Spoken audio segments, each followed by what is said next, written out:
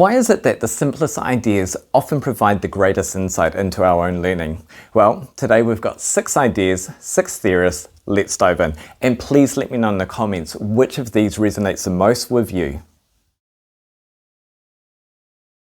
Remember learning something that you didn't quite get?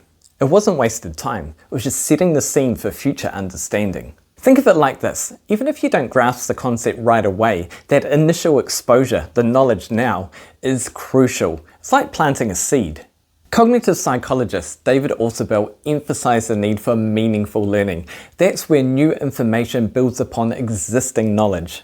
Later, when you encounter related information or have more real-world experience, these seeds of knowledge sprout into true understanding. So don't get discouraged if it doesn't all make sense immediately. Think about it as laying down the foundations for future understanding. It's an important part of learning itself.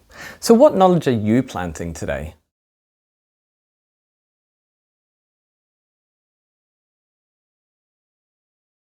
Ever notice how you tend to remember the first items and the last items on the list, but not the middle? That's the serial position effect in action. This effect shows 2 key tendencies. The primacy effect, where we remember the first things on the list because they get more attention and rehearsal, and the recency effect, where we remember the last items on the list because they're still fresh in our short-term memory. Knowing this, you can structure your list to your advantage. Break long lists into smaller chunks with brief pauses. This causes more beginnings and ends, boosting overall recall. The next time you need to remember a series of key points, structure it strategically. That is, use the serial position effect to your advantage.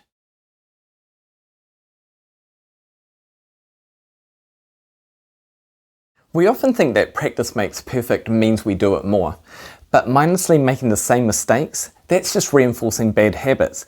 That is naive practice. Real improvement comes from deliberate practice. It means actively analysing, getting feedback, and crucially, building vivid mental representations of success. As Anders Ericsson's research has shown, top performers visualize their ideal execution. They identify errors and they specifically target weaknesses. They practice in their minds first. The key message is to stop just doing. Start thinking, visualizing, and adjusting to transform your practice. So what's one skill that you're going to approach with deliberate practice today?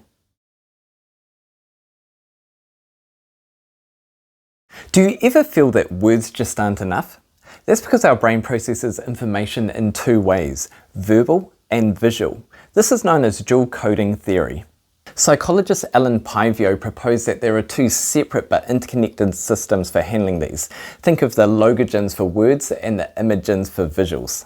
When you link semantic text with relevant images, such as a diagram for a definition, a picture for a concept, you create multiple pathways in your brain. This will strengthen memory and deepen understanding. So next time you're learning something new, don't just read it or write it. Sketch it, visualize it, link those logogens and imagens. So how are you going to dual code your learning today?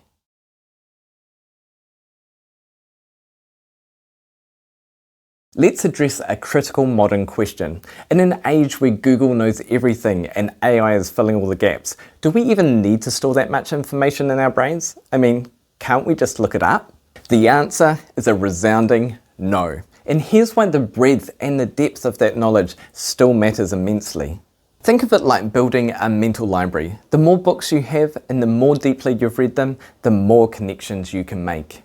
This is a core principle in schema theory, which suggests that the richer your existing mental frameworks are, the better and more efficiently you can integrate new information to be able to understand complex concepts. Forget the straight path. True learning is a spiral, and that's a good thing. We often treat learning like a checklist. Learn it once, check it off, and move on. But that linear approach often leaves us with a shallow understanding. Educator Jerome Bruner proposed a spiral curriculum. It's about revisiting core concepts repeatedly over time, each time at a deeper, more complex level. You build on previous knowledge, strengthening connections and solidifying understanding, rather than just forgetting what you learned last week.